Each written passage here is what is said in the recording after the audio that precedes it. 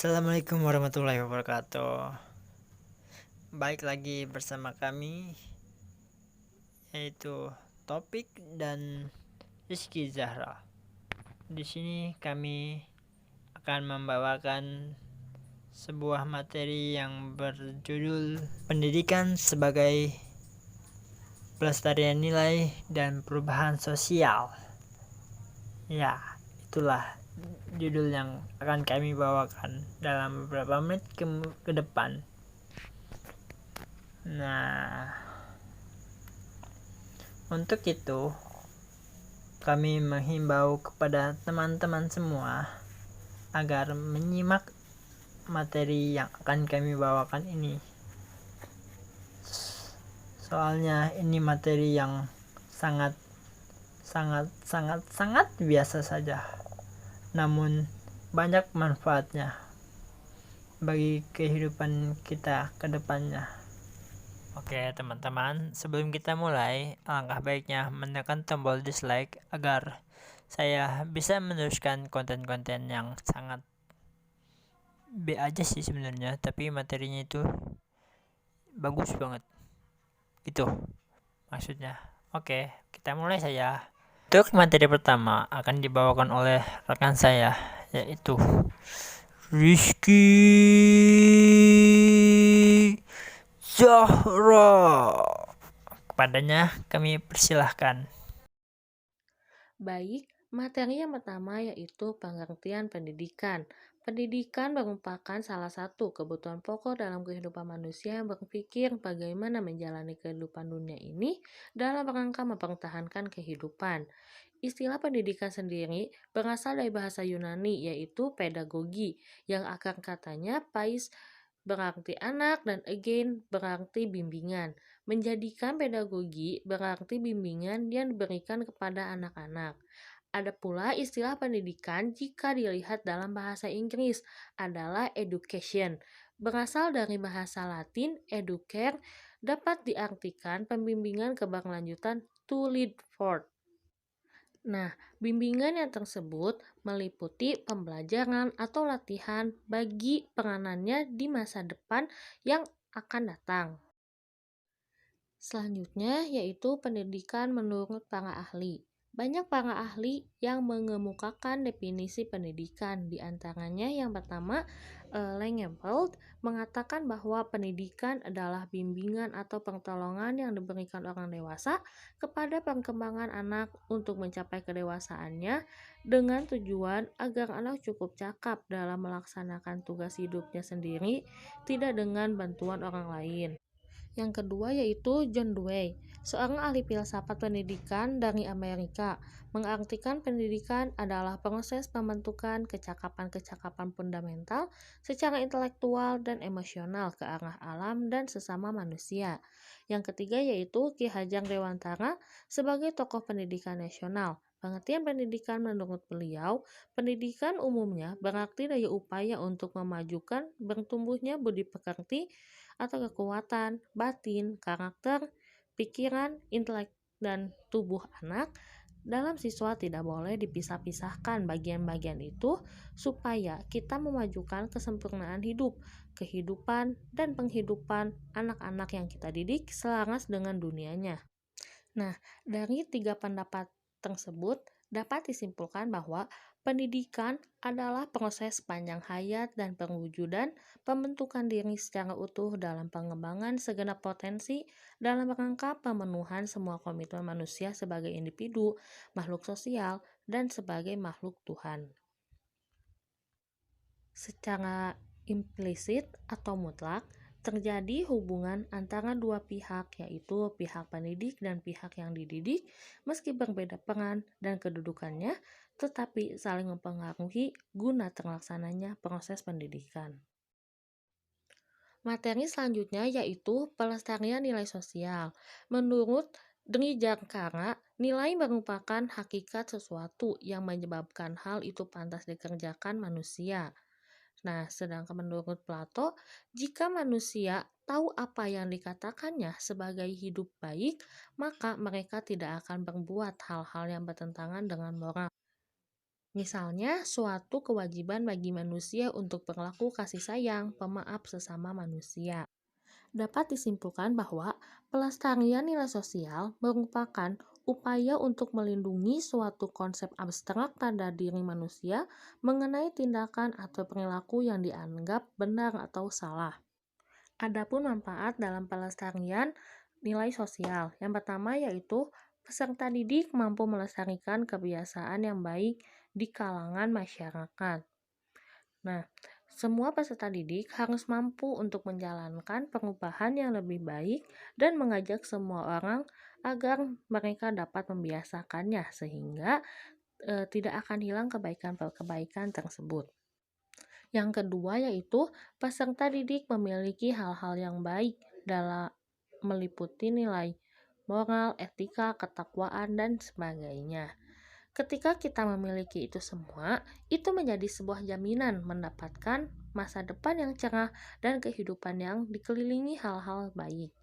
Yang terakhir yaitu peserta didik menampilkan dan menanamkan perubahan terhadap bangsa agar menjadi lebih baik. Nah, ketika masyarakat sama-sama melakukan perubahan sedikit demi sedikit hingga hasilnya positif, baik dari segi apapun, maka negara kita memiliki kemajuan dari perubahan tersebut. Nah, untuk materi selanjutnya yang akan dibawakan oleh saya sendiri. Oke, mari kita mulai saja materi yang selanjutnya. Itu perubahan sosial. Apa itu perubahan sosial? Menurut Sumarjan, perubahan sosial dan perubahan kebudayaan mempunyai aspek yang sama, yaitu keduanya sangat bersangkut paut dengan suatu cara penerimaan cara-cara baru atau suatu perbaikan dalam cara suatu masyarakat memenuhi kebutuhannya. Perubahan sosial adalah segala perubahan yang terjadi di dalam masyarakat yang mempengaruhi sistem sosialnya.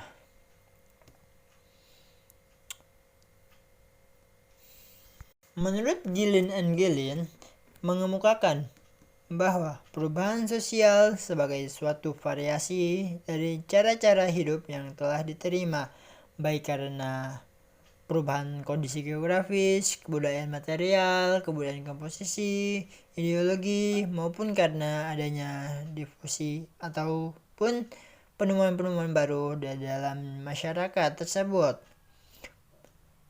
Perubahan menurut Kingsley Davis tidak berbeda jauh dengan Sumarjan, yang mengartikan bahwa perubahan sosial sebagai perubahan-perubahan yang terjadi di dalam struktur dan fungsi masyarakat.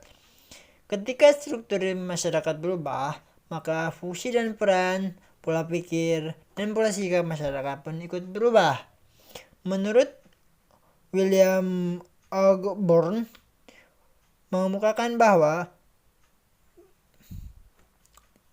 perubahan sosial yaitu ruang lingkup perubahan yang meliputi unsur kebudayaan baik yang material maupun imaterial.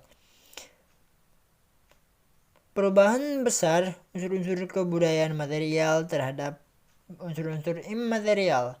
Perubahan tersebut diartikan sebagai perubahan-perubahan yang terjadi dalam struktur masyarakat dan fungsi masyarakat. Dengan kata lain, perubahan sosial adalah segala perubahan pada lembaga-lembaga sosial dalam suatu masyarakat.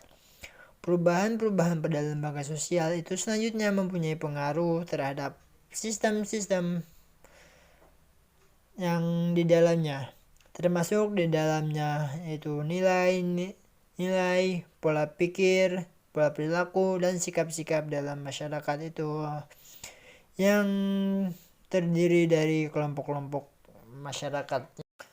Nah, untuk materi selanjutnya yaitu peran pendidikan sebagai perubahan sosial. Peran pendidikan dalam perubahan sosial masyarakat Indonesia, kami mengambil 5 peran, yaitu yang pertama, berpikir kritis dan inovatif. Pendidikan dalam perubahan sosial dalam rangka meningkatkan kemampuan analisis kritis yang berperan untuk menanamkan keyakinan dan nilai-nilai baru tentang cara berpikir manusia.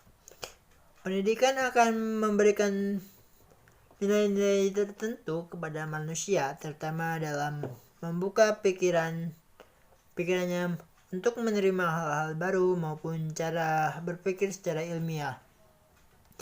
Pendidikan mengajarkan manusia untuk dapat berpikir secara objektif, rasional, dan melihat ke masa depan untuk menciptakan kehidupan yang lebih maju. Berbekal pendidikan, masyarakat akan terdorong untuk berusaha menciptakan segala penemuan atau kebudayaan baru yang baru agar masyarakat mampu hidup mengikuti perkembangan zaman. Peran pendidikan dalam konteks ini bersejalan dengan tujuan pendidikan nasional seperti yang terdapat dalam UU Sisdiknas nomor 20 tahun 2003 yang menjadikan manusia sebagai manusia yang beriman dan bertakwa kepada Tuhan Yang Maha Esa, berakhlak mulia, sehat, berilmu, cakap, kreatif, dan mandiri, dan menjadi warga negara yang demokratis serta bertanggung jawab. Yang kedua, mendorong sikap menghargai karya seseorang. Sikap menghargai merupakan indikasi manusia